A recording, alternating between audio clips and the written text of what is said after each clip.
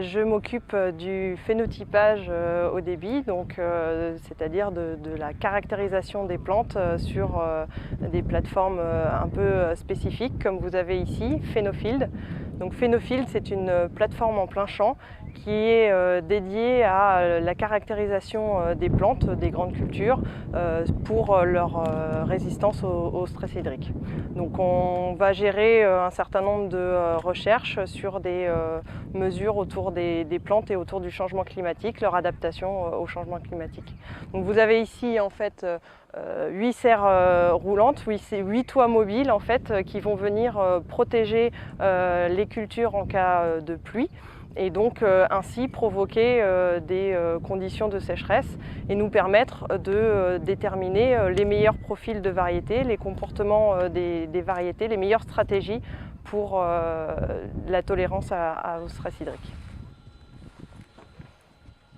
Donc, ce dispositif a été financé pour moitié par le grand emprunt et pour moitié, l'autre moitié directement par les producteurs, Arvalis étant financé par les agriculteurs.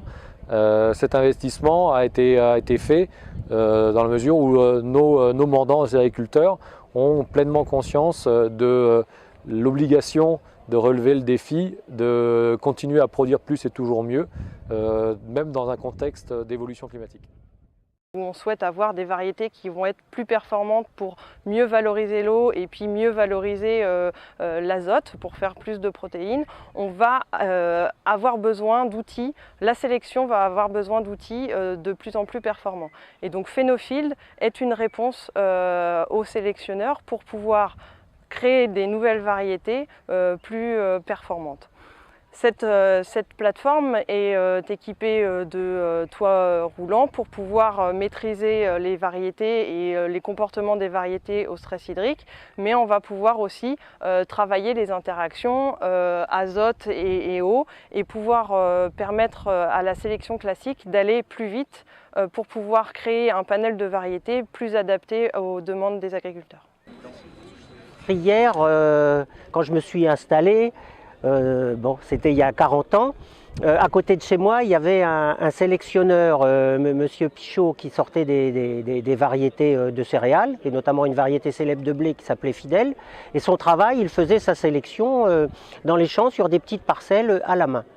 Aujourd'hui, 40 ans après, on a changé de dimension, j'ai envie de dire, dans le modèle de la sélection.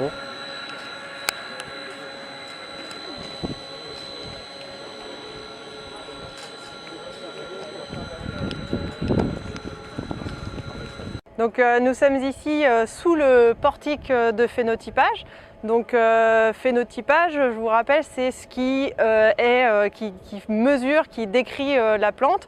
Et donc on va utiliser des capteurs, donc des outils qui sont des caméras, des lasers qui vont nous permettre de reconstituer en fait la structure 3D de chacune des parcelles.